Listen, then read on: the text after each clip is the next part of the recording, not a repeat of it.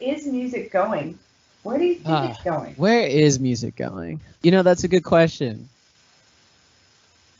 There's always going to be the general institution that we're all aware of, which is putting out records, promo runs, going on tour, support tours, headlining tours. I think that'll always be around. But I was actually just listening to a Childish Gambino interview.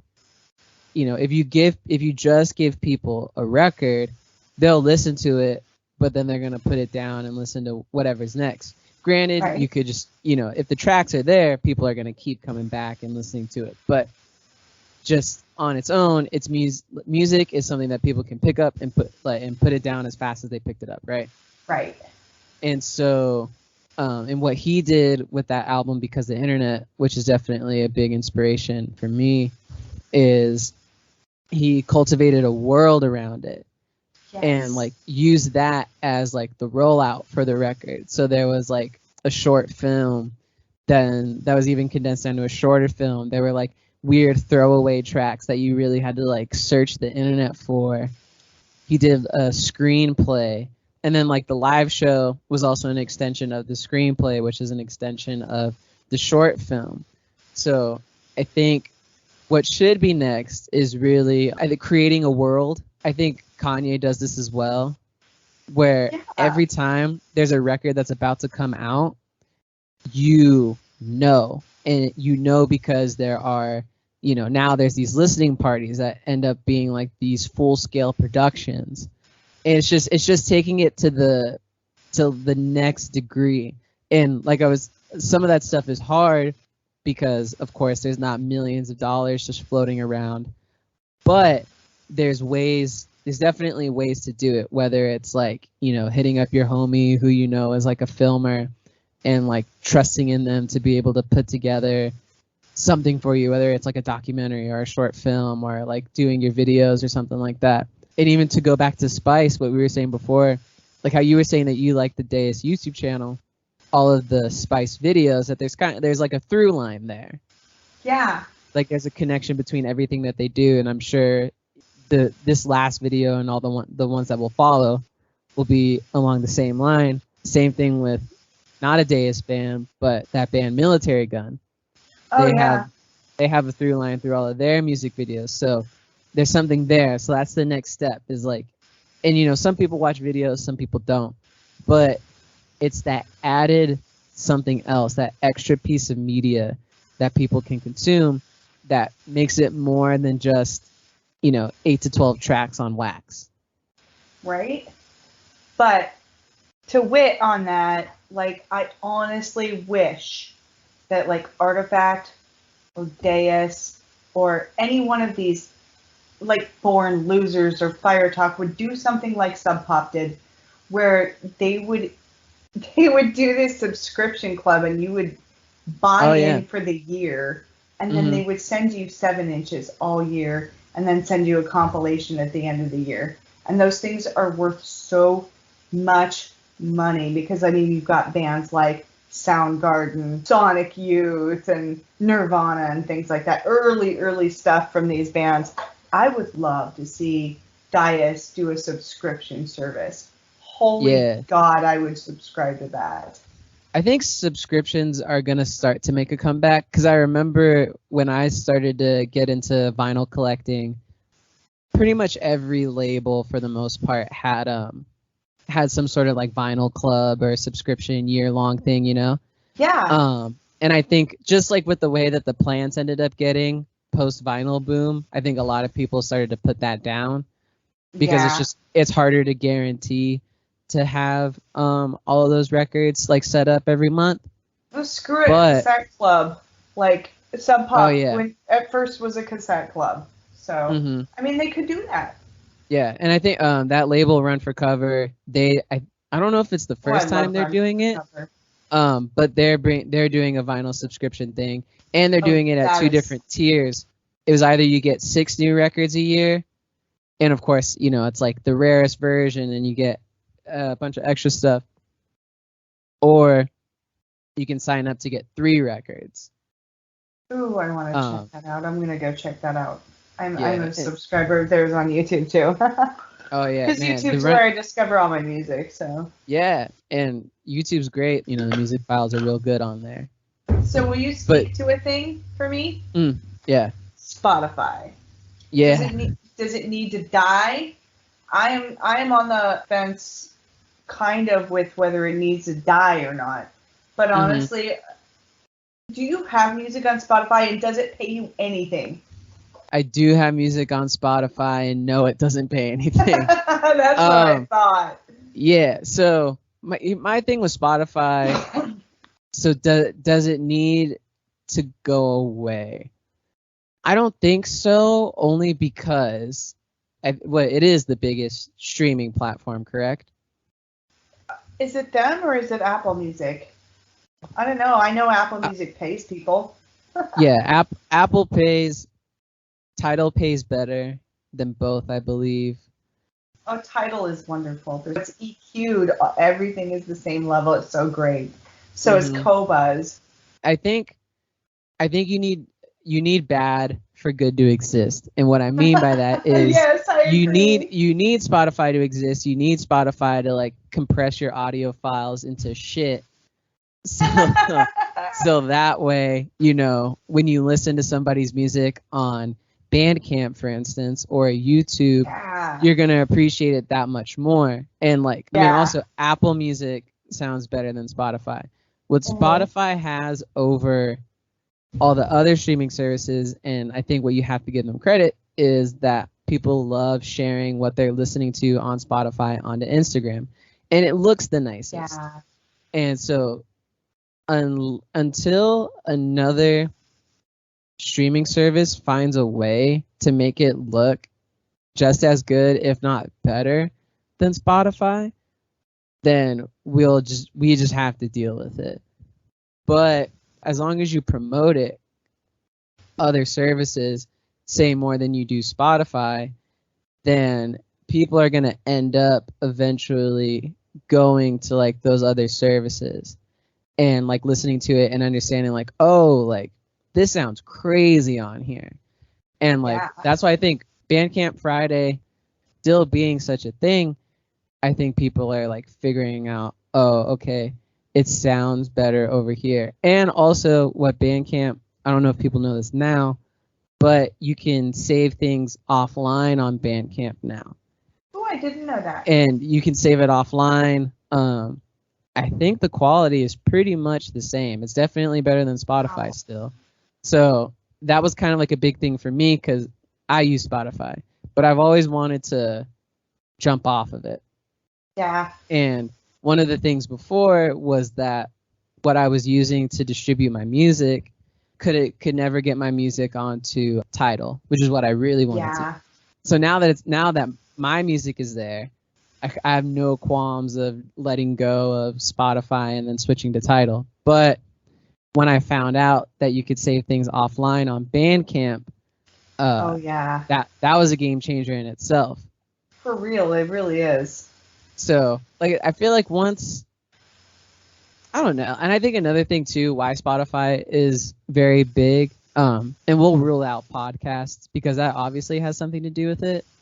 You know, a lot of people too, people who aren't always seeking out new music, playlists are the new radio, you know? Yeah, they are. And so I think another thing with that too, why Apple and Spotify will always be on the top is for people who don't really want to work hard to listen to something, it's right there. And like they still end up finding new stuff, and if that's like what leads them down the path to being like super into music, then like God bless, you know? But yeah, I think ultimately the music heads will pick their service of choice. People, and I'm not knocking anybody like fighting the good fight to like trying to be paid more off of Spotify, but there is just, you know, other ways to be compensated. There's better ways to be compensated, and I think it's good to focus on those. Are you guys on TikTok? Yeah, so there is a Cold Gawd TikTok account. My 13-year-old daughter, she's all, have you heard of this? I heard it on TikTok. It's amazing. And she would send me like Moreau. And she would send me like Labyrinth. and Oh it's yeah. just gonna be like Aurora.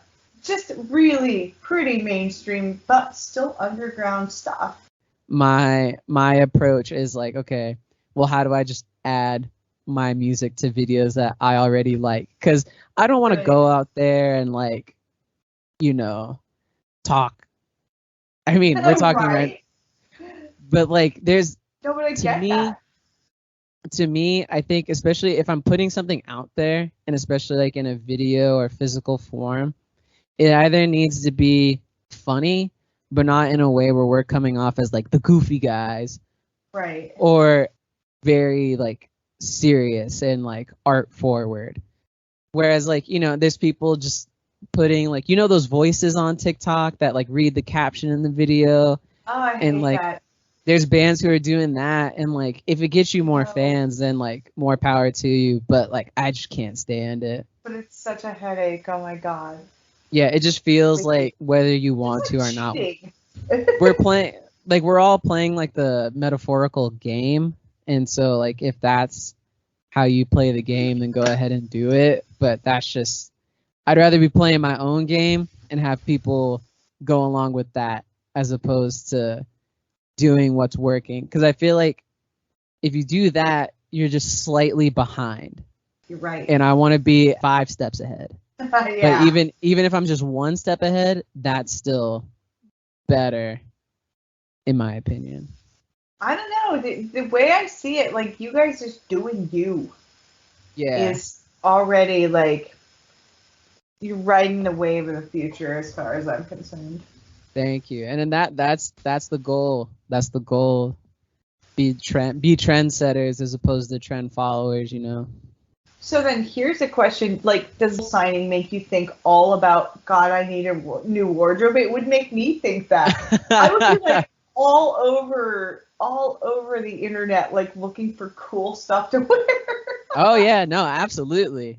I was just watching the Kanye documentary that's on Netflix. He's like sitting there talking with everybody, and this is like right after he got into his accident, and he's sitting there talking to everybody, and he was like, I was sitting there laid up in my hospital bed, and I had this thought. I was like, I want to be the best dressed rapper in the game. Yeah.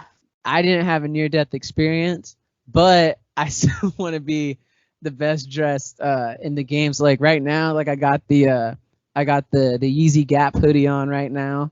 One of the best hoodies I've ever put on. I love it. Awesome. But yeah, I gotta change, gotta still keep some things punk, so I'm still wearing the same pair of jeans I was wearing last week and the week before that. But if the kicks are looking a little different, hey, just know what happened. The blacks are gonna be blacker. Oh, nice. You know what I mean? Like, the threads are they're not gonna be as worn. Just a fresh tee all the time, Yeah, you're going for the all black? Yeah, well, I mean, that's pretty much what I wear mostly. And then it depends on like, if it's like a band shirt or not. So I got the Soft Kill work gloves on right now. Oh, those are cool. So again, just like changing the style a little bit. Who else is wearing the Soft Kill work gloves? Always this matches everything, so it's even better. How awesome is that? Like, yeah, you could get a band shirt that's like Soft Kill work gloves, dude. Yeah. Then a band has gloves? Are you kidding me? That's awesome. Yeah, it's super dope. I love them. That is on top of the merch game right there. Oh, absolutely. Absolutely. As a band, speak to it.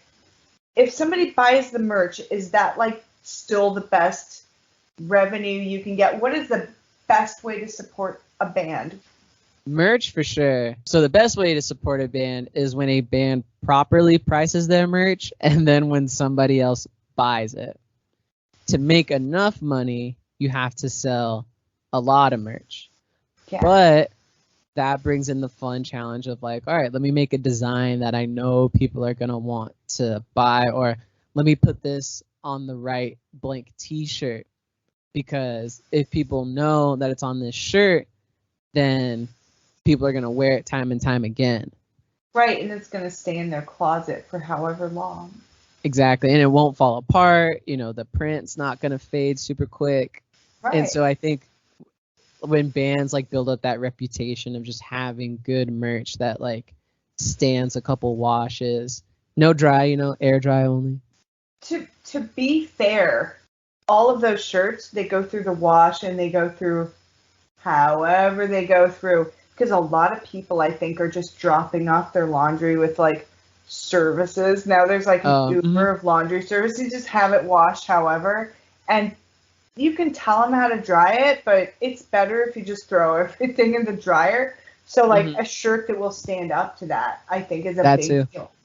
Yeah, definitely. And there's shirts that can do it. The last show I went to, I asked, like, it was a Boot Black show. It was Boot Black's Murder Bait and sibling.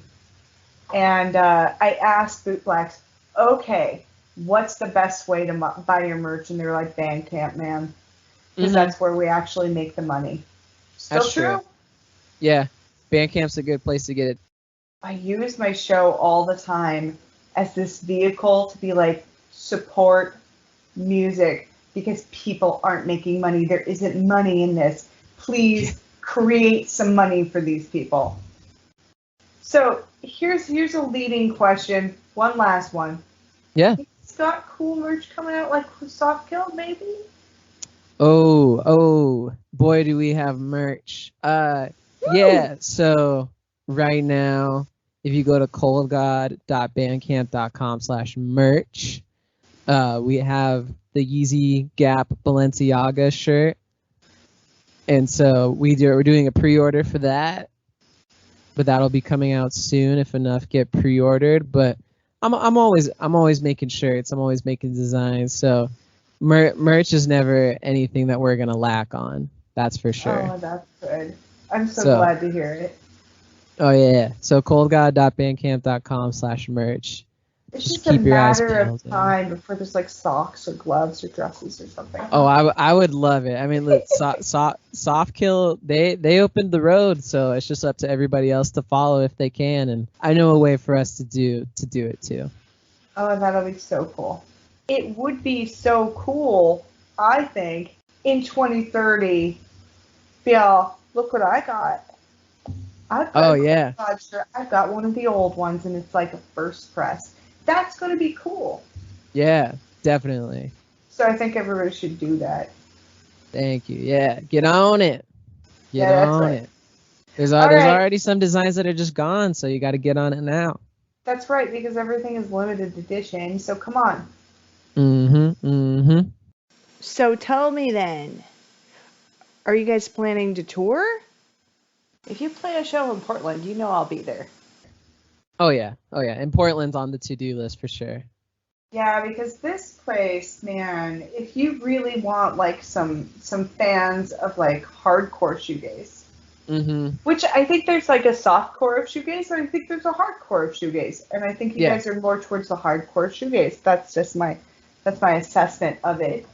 You're not black gaze, not black gaze, and you're not like black and like post rock gaze. It's just in between, somewhere in between, somewhere in between shoegaze and black gaze, but not blackened.